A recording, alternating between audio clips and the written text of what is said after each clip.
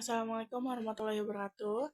Saya Rabi'a Ladawiyah dari kelas IF205. Di sini saya akan mempresentasikan tugas UAS dari Estetika Humanisme. Saya mengambil materi Engine Management. Engine Management ini apa sih? Engine Management ini adalah cara seseorang untuk menangani situasi yang membuatnya merasa marah. Pada dasarnya, engine management ini juga berkaitan dengan kondisi psikologi seseorang secara keseluruhan. Jadi engine management atau pengolahan emosi marah merupakan bagian dari regulasi emosi dalam mengontrol perilaku seseorang.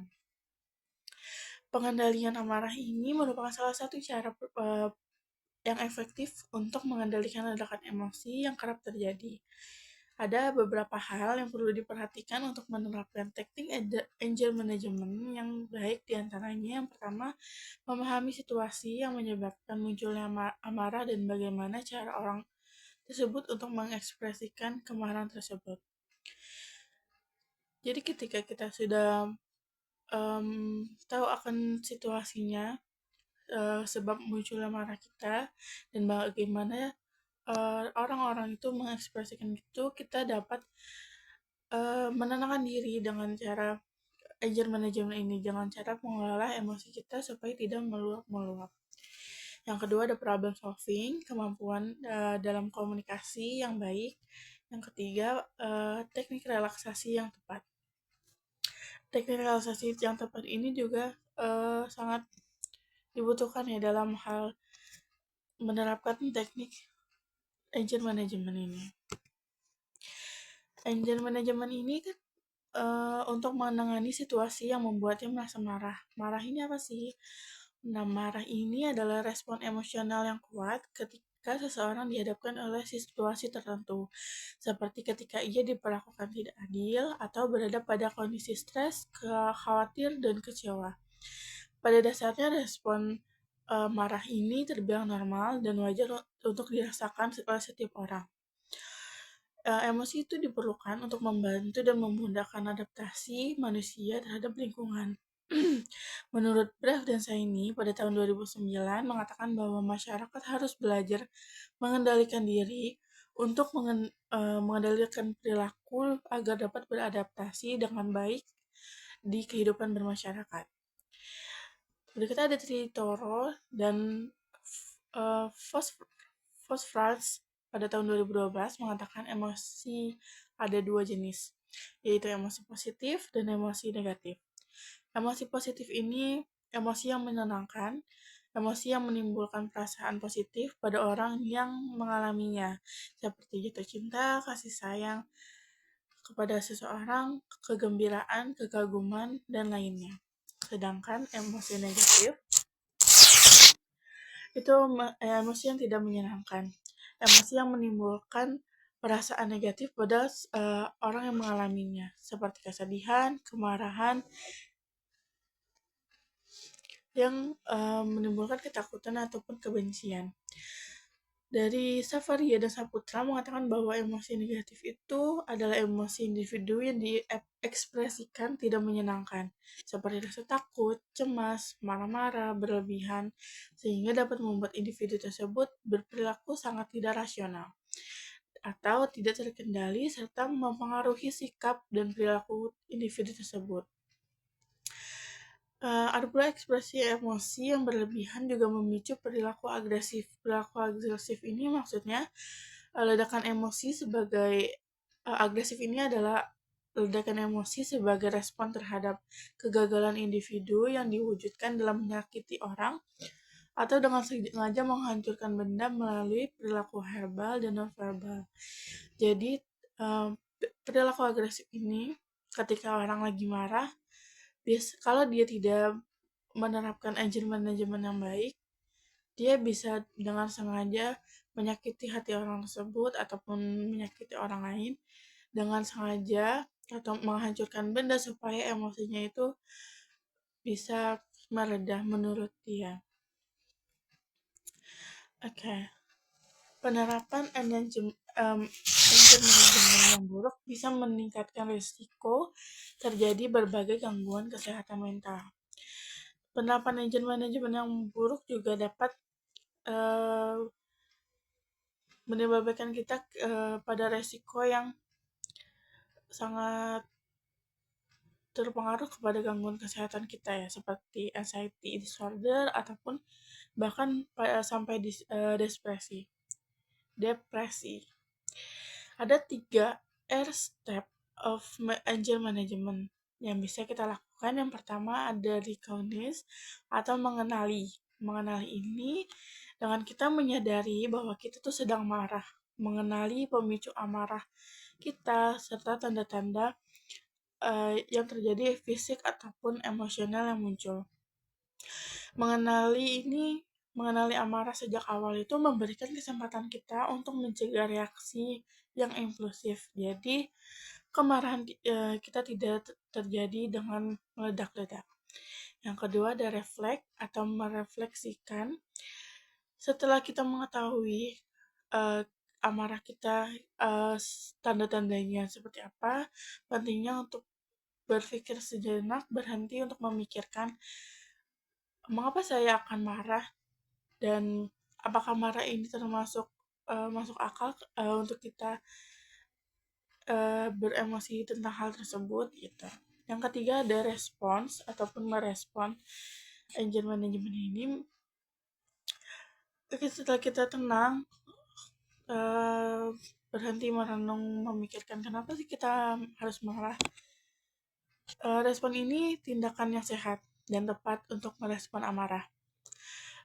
Cara-cara saya seperti ini berbicara dengan tenang dengan orang yang memicu amarah kita obrolkan baik-baik dengan tenang, ataupun kalau tidak bisa langsung berbicara dengan baik, kita bisa menulis perasaan kita, atau biasanya ada diary, buku diary hari-hari, ataupun bisa bercerita kepada teman yang biasa mendengarkan cerita kita ataupun sahabat. Dan juga kalau misalnya tidak bisa mengekspresikan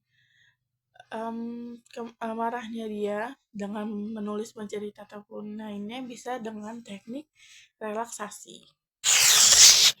Ada 5 practical tips untuk mengimplementasikan dari 3 R step of angel management ini.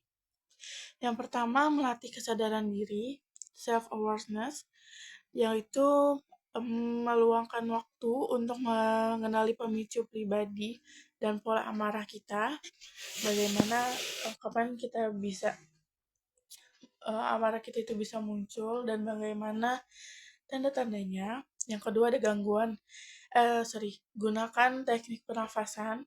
Saat mulai kita merasa marah, kita bisa menarik nafas dalam-dalam dan menghembuskan secara perlahan dengan berulang. Yang ketiga ada istirahat sejenak, take time out. Jika situasi sudah mulai memanas, amarahnya makin bermunculan, kita bisa menjauhkan diri dari pemicu amarah tersebut dari awal. Pada saat kita tahu bahwa situasi ini membuat kita marah. Yang keempat ada komunikasi asertif. Belajar untuk mengungkapkan perasaan kita dengan tenang, tanpa marah-marah, dengan jelas dan hormat, tanpa menyalahkan orang lain, karena itu akan menimbulkan kemarahan di lainnya gitu. Yang kelima ada evaluasi diri secara berkala. Setelah emosi kita reda, setelah lama kita emosi, kita tinjau kembali bagaimana kita mengelola amarah tersebut. Apakah kita mampu untuk mengendalikannya, merefleksasikannya, dan merespon dengan baik? Apakah bisa diperbaiki ke depannya? Oke, selanjutnya kapan sih kita dapat menerapkan anger management ini? Anger management sebaiknya diterapkan pada saat kemarahan kita cenderung tidak stabil dan berpotensi menyebabkan masalah dalam kehidupan kita ataupun hubungan baik antara pemicu dengan kita. Ini juga termasuk ketika kita merasa sering marah, emosional, sulit mengendalikan amarah tersebut, ataupun saat marah yang bisa berdampak negatif pada interaksi sosial, pekerjaan, ataupun kesehatan mental kita juga.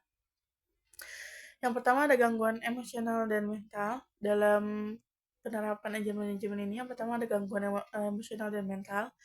Jika kita memiliki kondisi seperti depresi, kekecewaan, ataupun bahkan gangguan bipolar yang sering disertai dengan ledakan amarah, agent manajemen ini dapat membantu mengelola pemicu dan reaksi emosi kita. Yang kedua, masalah interpersonal.